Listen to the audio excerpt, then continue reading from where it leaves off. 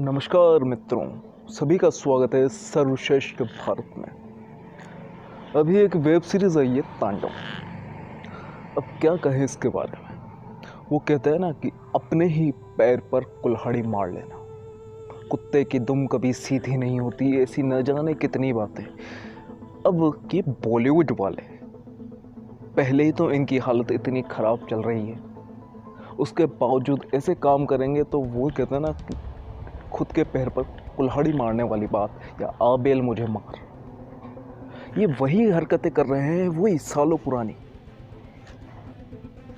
हमारे देश की संस्कृति को बर्बाद करने के लिए, उसके खिलाफ नफरत फैलाने के लिए, जातिवाद फैलाने के लिए इन्होंने जो पुरानी चालें चली थी, वही ऊंच नीच, ब्राह्मणवाद या मनुवादी कहकर हिंदू संस्कृति को बदनाम करने का, ये भगवान राम या शिव के नाम को बदनाम करने की कोशिश की जा रही। लेकिन ये मूर्ख हैं, ये भूल चुके हैं कि अब लोग समझदार हो चुके हैं, वो जान चुके हैं कि क्या सच्चाई है, क्योंकि सच्चाई ज़्यादा टाइम तक छुपी नहीं रहती। और आप किन ब्राह्मणों की बात करते हैं? आप बताते हैं कि ब्राह्मणों ने अत्याचार किया, तो क्या अत्याचार करने वाले महलों में रहने की जगह एक झोंपड़ी में रहते हैं, घास फूस की झोंपड़ी में? क्या अत्याचार करने वाले ऐसा खाना खाते हैं जो बेस्वाद हो, जिसमें कोई मिर्च मसाला ना हो, लहसुन प्याज ना हो? ऐसा जीवन जीते हैं क्या जो बिल्कुल साधारण हो? अत्याचार करने वाले, क्या अत्याचार करने वाले भिक्षा मांगकर खाते हैं? चाणक्य, जो स्वयं पूरे भारत देश के प्रधानमंत्री थे, चंद्रगुप्त मौर्य को, जिन्होंने स्वयं राजा न बनकर चंद्रगुप्त मौर्य को राजा बनाया, क्योंकि वो जानते थे कि एक ब्राह्मण का धर्म क्या है। वो प्रधानमंत्री बनने के बावजूद भी एक कुटिया में रहते थे, एक घास फूस की छोटी कुटिया में। उनके लिए बहुत सी कहानियां हैं, बहुत सी कहानियां सुन सकते हैं आप, और ये ही एक ब्राह्मण की पहचान है। और किन क्षत्रियों की, और बात करें क्षत्रियों की, अगर क्षत्रिय अत्याचार करते थे तो ऐसा किसी ग्रंथ में नहीं लिखा हुआ कि किसका अधिकार क्या है, कि इसको क्या करना चाहिए। ग्रंथों में सिर्फ ये लिखा हुआ है कि किसका क्या धर्म है। आप ये बताते हैं कि दूसरी जाति पर अत्याचार किए, ये नहीं बताते कि उन्हीं क्षत्रियों ने जिन जातियों पर अत्याचार की आप बात कहते हैं, उन्हीं के लिए अपने प्राणों को न्यौछावर कर दिया, उन्हीं के लिए अपने जीवन का बलिदान कर देते थे क्षत्रिय।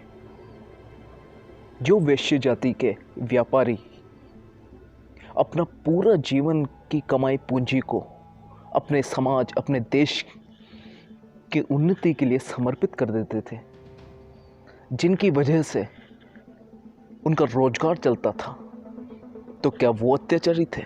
तो कौन थे अत्याचारी? ये विचार करने की आवश्यकता है।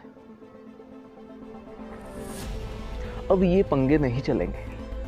अब लोग समझदार होते जा रहे हैं, उनको ये पता है कि क्या सही है, क्या गलत है। अगर बॉलीवुड में आप न जाने क्या जातिवाद, आप उन लोगों का पक्ष दिखा रहे हैं, आप उन लोगों का पक्ष दिखा रहे हैं जो सेना पर सवाल उठाते हैं, जो सेना को रेपिस्ट कहते हैं, आप उनका समर्थन कर रहे हैं। आप ये क्यों नहीं दिखाते कि जिस संस्कृति ने, जिस अंग्रेजों की मॉडर्न संस्कृति ने भारत की संस्कृति पर सवाल उठाए थे, वही अंग्रेज भारत की संस्कृति की शालीनता की वजह से भारत की संस्कृति को अपना रहे? ये नहीं दिखाएंगे आप कि उनको उनकी संस्कृति में कुछ कमी लगी होगी, तभी तो वो इस संस्कृति की तरफ आकर्षित हुए हैं।